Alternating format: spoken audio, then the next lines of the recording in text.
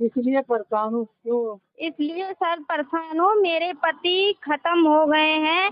मैं चाहती हूँ मैं अपने मकान पे कि मैं मड़ैया डाल के रह सकती हूँ। मेरे पिताजी का मकान है, नाम है ओम प्रकाश, माँ का नाम मंजू। जिसको घर दिया था मेरे पिताजी ने रहने के लिए, उनने किसी और के हाथ बेच दिया है। उसका मुझे नाम नहीं पता, उसके लड़के का मुझे नाम पता चलने के बाद सर मैं जब घर पे पहुंचती हूँ, पहुंचने के बाद मुझे ये पता चलता है कि ये छेदालाल ने बेच रखा है। जब छेदालाल ने बेच रखा है तो मैंने उनसे कहा इस चीज का मुझे बैनामा दिखाइए, पर वो नहीं मुझे दिखाते हैं। कोई बात का कोई संदेह नहीं मिलता है मुझे।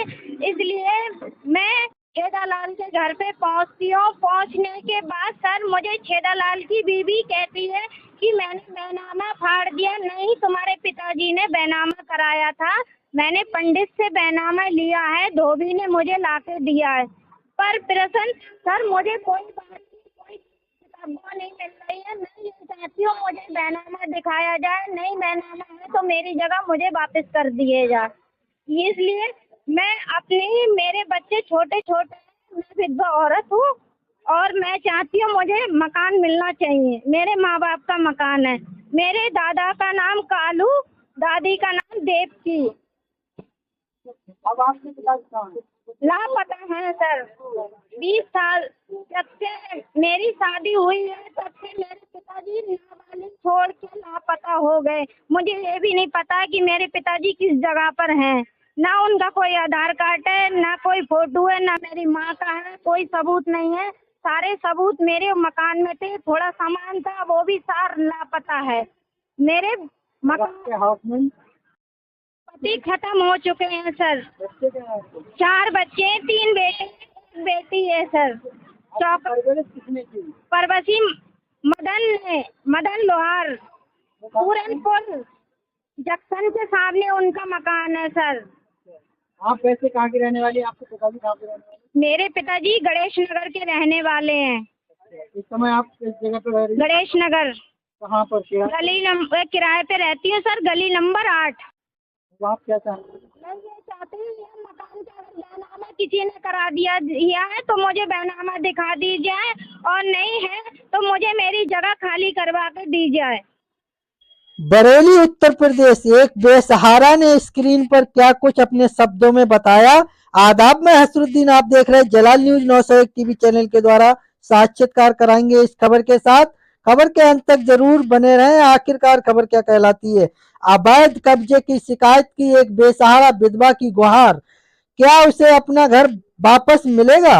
ये ऊषा है, बरेली के सुभाष नगर की रहने वाली एक साधारण महिला जो आज सिस्टम के दरवाजे पर अपनी न्याय की गुहार लेकर खड़ी है। इनके हाथ में मौजूद ये कागज सिर्फ एक प्रार्थना पत्र नहीं बल्कि इनके सर से छीनी गई छत की दास्ता है। अवैध कब्जा 35,000 का दावा मामला गणेश नगर गली नंबर 8 का है। ऊषा का आरोप है कि 10 साल पहले उनके पिता ने रहने के लिए ओमवती और उनके बेटे सचिन को अपना मकान दिया था। तब ऊषा नाबालिग थी। शादी हुई, फिर पति की लंबी बीमारी और उनके निधन के बाद ऊषा बिल्कुल अकेली पड़ गई। महिला का उदास चेहरा, पत्थर पकड़े हुए हाथ। जब ऊषा अपने घर वापस लौटी तो उन्हें वहां से बेइज्जत करके भगा दिया गया।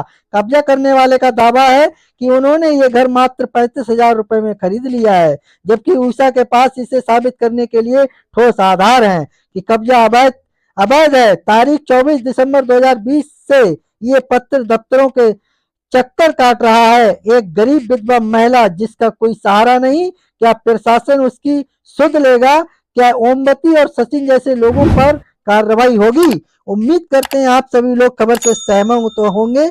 खबर उपयोगी व अच्छी लगी हो तो एक आगाज जरूर कीजिएगा। चैनल को लाइक शेयर सब्सक्राइब, घंटी वाला बटन ऑल करना ना भूलें, जिससे हर नोटिफिकेशन आप तक पहुंचता रहे।